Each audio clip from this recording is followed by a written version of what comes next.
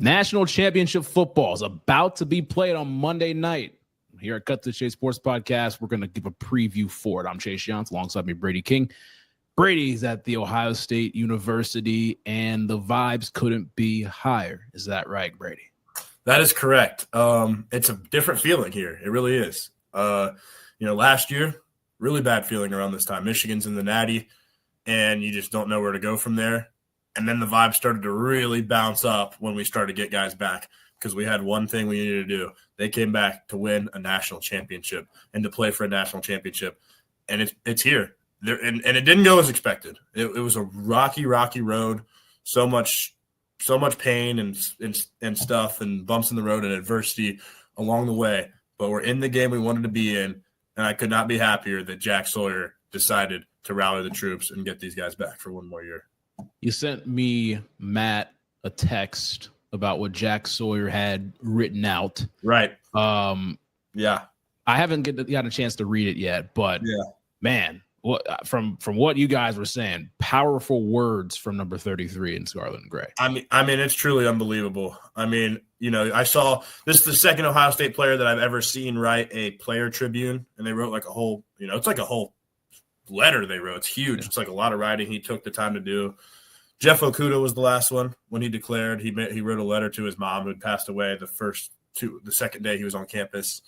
And that was great. This one's called One More Than Forever by Jack Sawyer. And he, basically describes his Ohio State career, his relationship with Coach Day, and keeps putting down the foot that, how long he's been a huge Buckeye fan and the process it took to get these guys back. And he even shared a note that there was one player called him at 10 p.m. one night when they were talking about this and was crying and said, Jack, I just can't do it. I've got to go. I just got to go get the money while it's there. And that he said, I understand that. And but then the next morning at 7 a.m. he calls him crying again and says, Jack, I got to come back. I can't leave. And he left that player anonymous. I think it was JT Tuimoloau. I'm pretty confident in that, so I'll say that here. Not positive, so don't make my word for it, but that's the one guy who was like originally supposed to go and then kind of came back, so I've got to assume it was him. But unbelievable article. Most definitely. Gotta give that a read if everyone out there hasn't gotten a chance to do that. So the matchup, Ohio State Notre Dame, it's Monday night, 7:30 p.m. ESPN, games in Atlanta. Ohio State's favored by 8 at the moment, over under 45.5. Yep.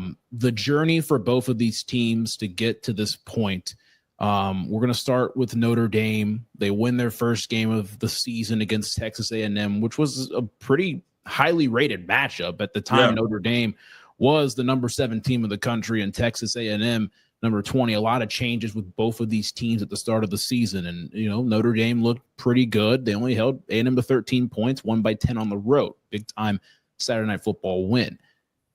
Then you lose at home opener to Northern Illinois. And that's where everyone's like, no, there's no chance. This is insane. This is ridiculous. Again, it happened against Marshall 2 years before. They didn't have the greatest of seasons in 23, as good as they wanted to and everything else. Not again. Not this early. But Notre Dame was able to rebound. They went on ahead and played Purdue, who's known for taking down, top flight opponents, especially in West Lafayette. And Notre Dame rolled them by 59 points, and they have not looked back ever since. They've won games, some close, a lot in dominant fashion, and they got themselves to the playoff, beat Indiana by 10, beat Georgia by 13, and won off a last-second field goal against Penn State on Thursday, January 9th, to get to this game. Notre Dame, they don't do it the flashy way and everything else, but they do it the more traditional style of play. Brady, your thoughts on this Notre Dame team as a whole and their starting quarterback, Riley Leonard? Yeah, I think Notre Dame's really good. Obviously, that Northern Illinois game has proven to be quite the fluke down the stretch. They've proven it against elite teams, so there's not really a question mark about Notre Dame at this point. I think they're very well balanced. They don't beat themselves, so we're going to have to go out and beat them. They lead the nation in defensive touchdowns and special teams touchdowns. So we have to play clean. They've got a really good defense. They have a really loaded they're really good on both sides of the ball. They're not, defensively, they're better than they are offensively is basically what I'm trying to say. They're not better on one side of the ball necessarily than the other, in my opinion, just because their offense knows what they're doing. And I think Riley Leonard's a good quarterback. I think he fits their system well because they can get downhill well with their linemen, and he loves to run the ball downhill. He's a very physical runner. He's fast as well, but he likes to get downhill. On 4th and shorts, he's pretty automatic, so you don't want them to get in short yardage situations at all because they'll probably pick them up. You want to get them behind the sticks. So I think Riley Leonard is a good player, and he can throw when he has to. I've seen him make some really good throws at times, but also you want to make him throw because that's better than them being able to run it consistently for 400 yards a carry. You want to make him have to throw downfield. So Riley Leonard, 2,600 yards passing, 66% completion percentage, 19 touchdowns through the air, 8 interceptions, only sacked 18 times on the season. Regardless, not a lot of sacks he's taken. 16 rushing touchdowns, 866 rushing yards. So in the sense, truly a dual threat quarterback in the game of college football. But then you're looking at skill position players. 2 guys come out to mind, and Jeremiah Love on the ground, over 1,000 yards and 17 touchdowns. Right. And a guy that we both like, whose numbers aren't necessarily the best, but just due to system, and if they are to get another quarterback next year that can throw the football, you're looking at a big guy in Jaden Greathouse who, I mean, he could be a stud going forward. Definitely. Yeah, Jaden Greathouse is their most underrated player. He's a good player. Like, there's been other teams we've played this year that have been known to not have, great receivers, but have good other spots like Michigan or Penn State. But Notre Dame, in my opinion, that's not the case. It may look like that on paper, but I think Jaden Greathouse is the best receiver on any of those teams. I think if they can get more of a throwing quarterback, if CJ Carr develops next year as a pocket passer, I think Greathouse is really good and could be one of the best wide receivers in college football. Definitely a great player. He's the only receiver on Notre Dame that I could see taking snaps at Ohio State. If this Fields were to switch, he could, possibly get some snaps, not start, but, rotate in because he's that level of player, in my opinion. So got to watch out for him. IGB and Denzel are going to have to be ready for the threat that he's going to pose vertically. And even underneath, he's good with the ball in his hands.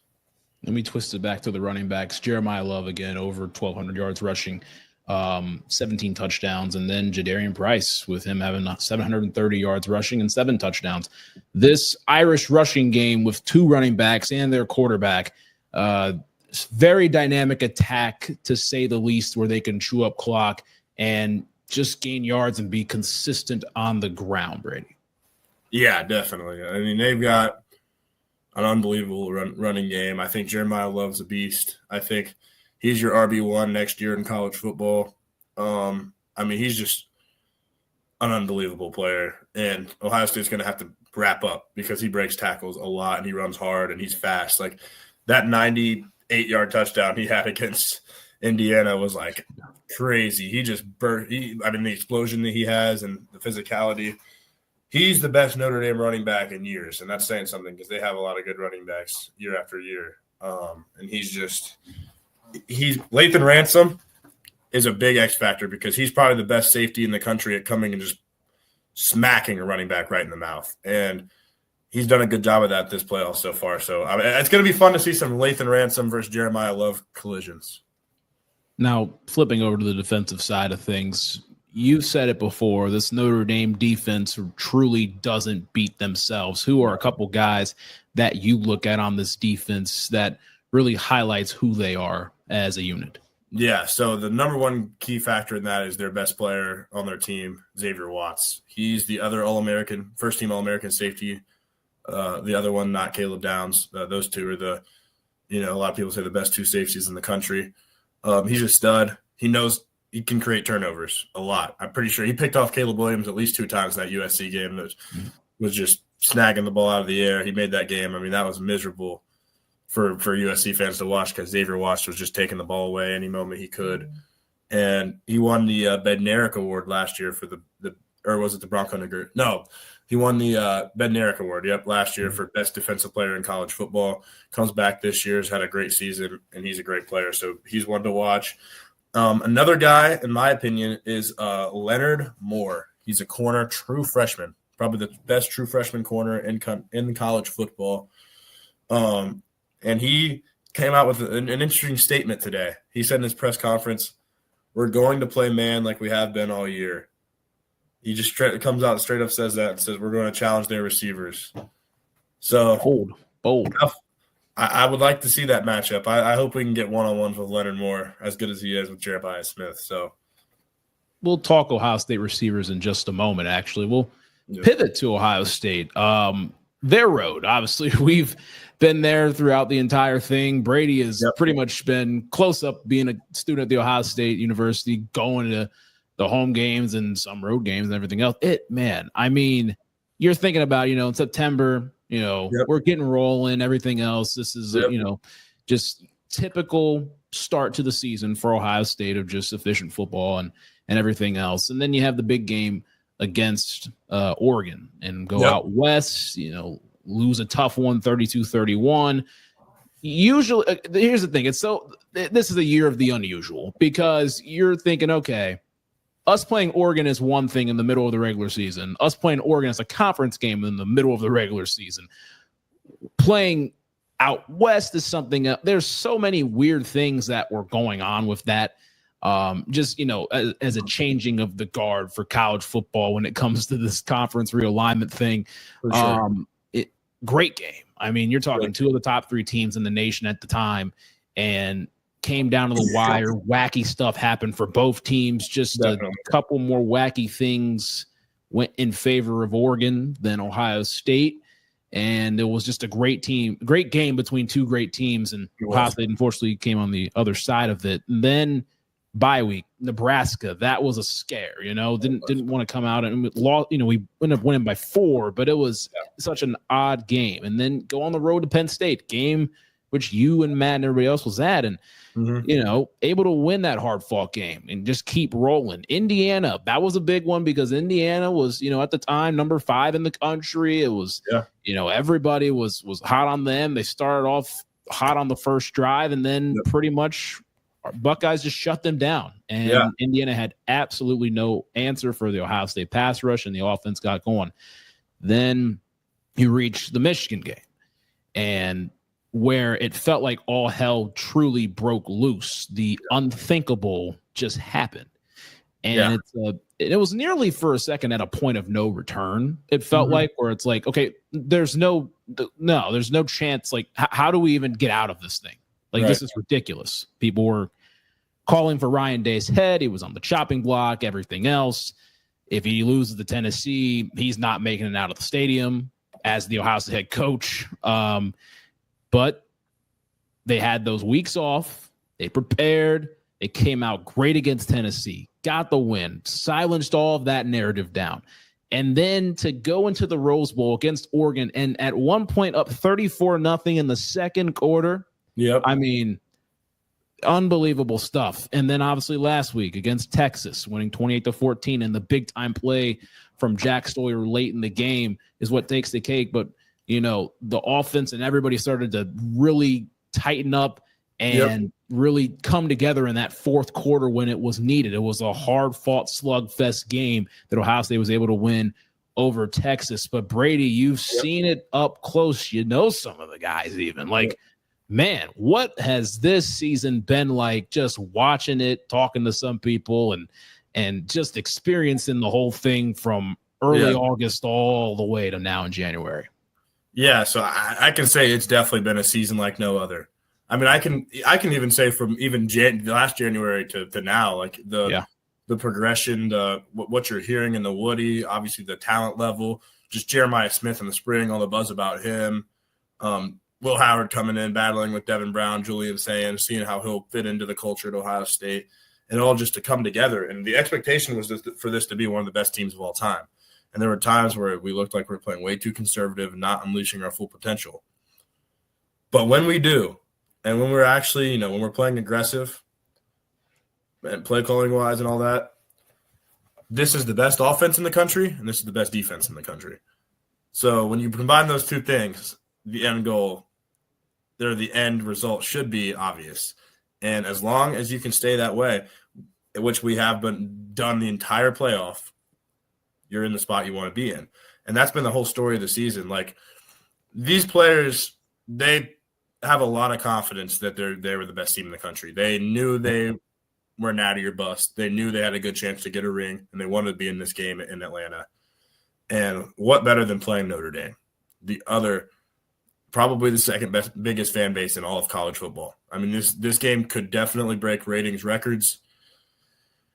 It's going to be it's just huge. And the fact that, seeing it from up close, being at the Penn State game from the 50-yard line, front row, seeing that game and how they responded to some early, problems, coming back from that Oregon game where we probably should have won, and just like you said, being up 34-0 in the Rose Bowl, all those things, the amount of adversity. I mean, that Michigan game was, it's never going to be forgotten. You literally lose that game. There's a whole fight breaking loose in the field. K-Mac gets pepper sprayed when he wasn't even doing anything. Yeah, that was insane. He just goes, that was insane. That was crazy. Jack Sawyer rips their flag, takes it, screaming at Mason Graham, goes in the locker room. They're all, I heard stories. I guess, people were fired up.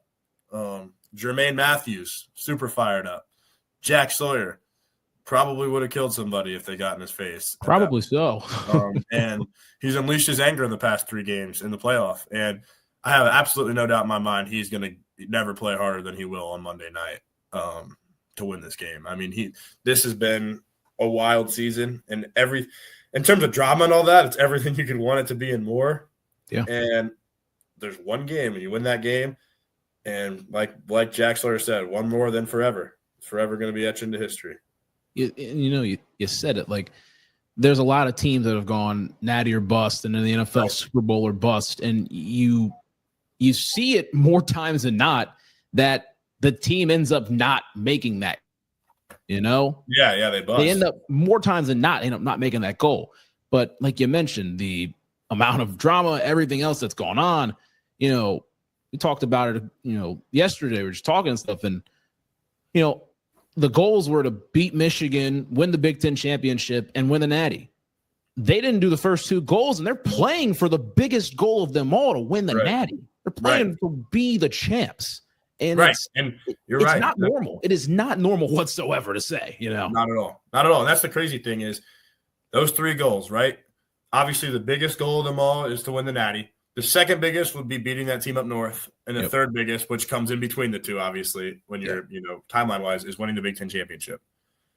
When you don't hit goal 2 and 3, there's panic, because even though you make the national championship, which is usually a great season. I mean, I look back on that 2020 season as an awesome season. I remember it so well. Yep. You get that revenge on Clemson. You just lose the game in the Natty where you're banged up and the other team was just really good. Yep. But this season, if we lose this game, and I don't want to sound negative, I'll be pretty upset about it. I'm going to look back on it forever like I do the 2022 season and, and all those other seasons where we were this close. Yeah. And think about what could have been. But that's the thing, is I just have no doubt that these players are going to play their absolute hardest, and it's history if they can do it. Yeah. And I mean, just to think of some of these players that will be etched in history if Ohio State can get the job done. Yep. You're looking at Will Howard, 33 touchdowns, 10 interceptions, over 3,700 yards passing, 12, only sacked 12 times on the season. He's been fantastic. 7 rushing touchdowns for Will Howard. It's 40 total touchdowns this season. I mean, you're looking at a quarterback that came from Kansas State, was the offensive player of the year in the Big 12 the year before. Right. He won a Big 12 championship against TCU in 2022. Let's not forget that. So you're looking at, a guy that's he's won a decent bit, but now he's really getting that chance to do it here. And then just, going down this cast of stars on this team, and Travion Henderson and Quinshon Judkins, both guys that have had over 950 rushing yards this season and 10-plus touchdowns. They have been fantastic. And then you're looking at Emeka Egbuka, who was very close to breaking that catches and even yards record in Ohio State history, 75 for 947 and 10 touchdowns this year. And then The all-world Jeremiah Smith with 71 catches for 1,227 yards and 14 touchdowns. He was taken out of the game plan last week against Texas, but no problem here. Ohio State still wins. What this team has done, the amount of depth that they've had, the amount of stardom that have been able to shine bright in the sky, unbelievable. And that's why I keep saying the sky's the limit. Here we are. We're in the sky. This is the biggest game of all. You've got a chance Monday night, and these stars have really made this offense. We haven't talked about the defense, but the offense has been fantastic. I would say that this team is one of the only teams of all time. I think there's All-American level players at just about every position. I think Will Howard is an All-American level college quarterback when he's at his best. I think obviously Emeka Egbuka and Jeremiah Smith are All-American level receivers. Tight end, no, I'll give everyone that. There's no tight end on the team that's All-American level. Running back, you got two. Offensive line, Seth McLaughlin, Donovan Jackson, Josh Simmons, all these guys, even though two of them are hurt. D-line, Tyleik Williams, JT, Jack Sawyer. Linebacker, Cody Simon. Safety, Lathan Ransom and Caleb Downs. Corner, IGB and Denzel Burke when they're playing. Obviously corners are going to get beat sometimes, but they're still two of the best corners in the country. Then you got Jermaine Matthews right behind them. You got Kenyatta Jackson right behind Jack Sawyer and JT. You got K-Mac right behind Tyleik. And it's just a ridiculous amount of stardom on one team. Jordan Hancock's one of the best players in the country. Mm-hmm. Great player. It's tough to, you could keep naming players and it feels like we keep forgetting players because there's so much depth. It's unbelievable what this team has been able to do this season, especially in the playoffs. It's been great. Been great to see. But you're looking, what's the biggest thing that makes this Ohio State offense so dynamic? I think it's the ability to do whatever they want. They don't have a singular identity. They could run the ball at will at times, but what I think they do to do that is to set up the run with the pass. So once you complete a couple passes at the start of the game, at the beginning of drives, this team becomes so hard to stop because you just don't know what's coming. They run everything. They run gap schemes, zones. They run RPOs. They run everything. They send guys in motion. They run misdirection. They can beat you in any way possible. And I don't think I've seen an Ohio State team do that since 2019, where you could run the ball and pass the ball at will. And it's just kind of crazy how I think the thing that surprised me the most about this season, I would say, is how good Will Howard is at passing the ball. I thought that he would be able to do it at times for sure because of his receiving talent, but I thought it would more be like when they're so they're open, you can't miss them type of thing. But there's been some times where, they were open, but like not wide open by any means. And he just has to put it in one spot and he does it for a touchdown to Emeka Egbuka or Jeremiah Smith. And, he makes guys miss in the backfield, breaks tackles, then makes the throw on the run. Against Indiana, it was 3rd and 35. He throws a 25-yard corner route on the run to Carnell Tate, then throws it on 4th and 10 for a first down to Carnell Tate against a great defense. I think Will Howard has been even better than anticipated, especially down the stretch. And I think when this team's playing their best, they're every bit as good, maybe even slightly better than I expected coming into the year. And those are lofty expectations, to say the least. And they are. Let's pivot to the actual game itself. If you're looking at a matchup that you're going to be looking at from an Ohio State standpoint of where the Buckeyes are going to win this game, what's the first spot that comes to mind? Stop the QB run. That's where you win this game. You got to stop Riley Leonard from running all over you, because I think if you do that, it's only going to take us in the 20s to win this game. Mm-hmm. And that's what I think that's the biggest key is Sonny Styles, Cody Simon, and the D-line containing Riley Leonard, making him throw. And also the other thing, because it's just so, it's hard not to mention, got to win your one-on-one matchups receiver-wise, and make the throws to those guys when they get open. I think Jeremiah Smith versus Leonard Moore, freshman versus freshman, we haven't seen that yet. We haven't seen Jeremiah Smith go against a true freshman before like himself. It's always the seniors and the juniors he's going against. But got Jeremiah Smith versus Leonard Moore, true freshman matchup. We'll see who the best true freshman perimeter player is. Now we'll flip it to the other side. A matchup where, you think Notre Dame, I know obviously you talked about the QB runs, like, okay, if they get the QB run going, then, they're going to feel better about themselves. But is there a person on Notre Dame that you're going to be watching specifically besides Riley Leonard? Xavier Watts. You got to know where he is at all times, because you don't want to throw anything across the middle where he is, because he just finds a way to come up with the ball just about every time. Yep. I remember against Indiana, Curtis Rourke tried to throw like a little dig in the first drive on 1st and 10 when they were driving. And it's slightly slightly goes past the receiver's hand, and Xavier Watts just flies in and dives and catches it. And it's like, where did he even come from? Like, you got to know where he is and try to stay away from him as much as you can. But, when you get a shot one-on-one against him, air it out. Yeah. Air it out. Exactly. Abuka, Smith, Carnell Tate, I got trust in all of them. Other than that, feeling good enough to where if our guys play like they should, then they should be able to possibly win these matchups. Now, before we get into the pick, a national championship win for Marcus Freeman and Notre Dame does what for the program and for Freeman's coaching career, which is still very young?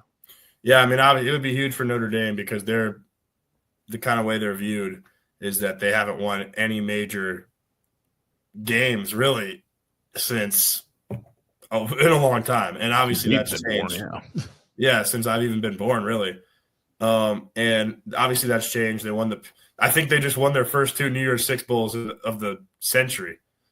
And they did it in the same year. And I think it really, as a program, they'll be viewed in as one of the top 4 or 5 programs. And obviously for Freeman, doing it in year 3 would be big and give him a lot of flexibility for his coaching career and a lot of a kickstart to a potential, great coaching career.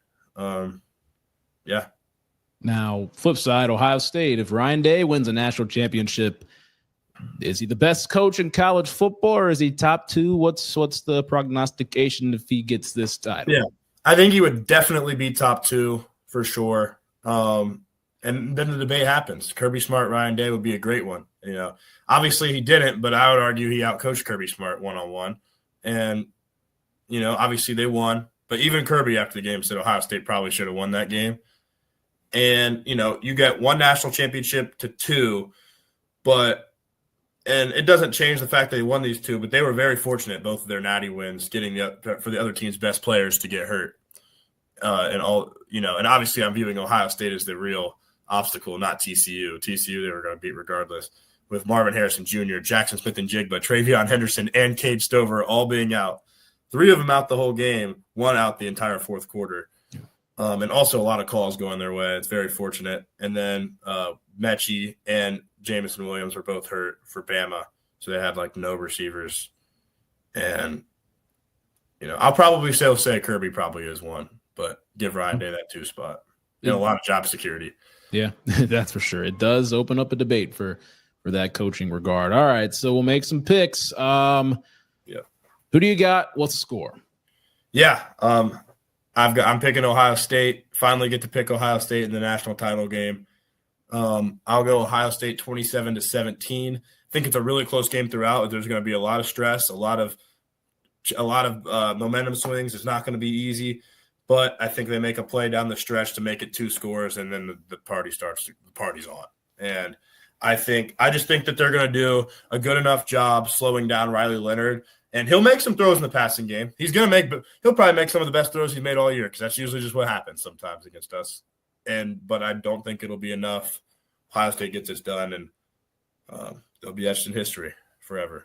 Where are you watching the game at? I'll be back home. Okay. Okay. There we go. So that works. I didn't know where the party would be starting on campus, but yeah. Answer that question hopefully when it happens. After.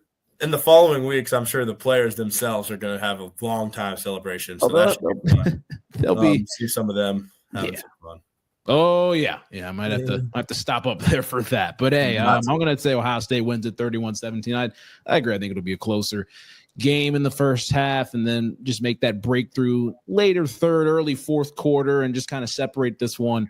I think it's going to be a very good football game to watch. 2 Midwest teams going at it, 2 very prestigious, historic programs going at it for the third year in a row, twice in the regular season, and now in the biggest stage of all college football in the national championship.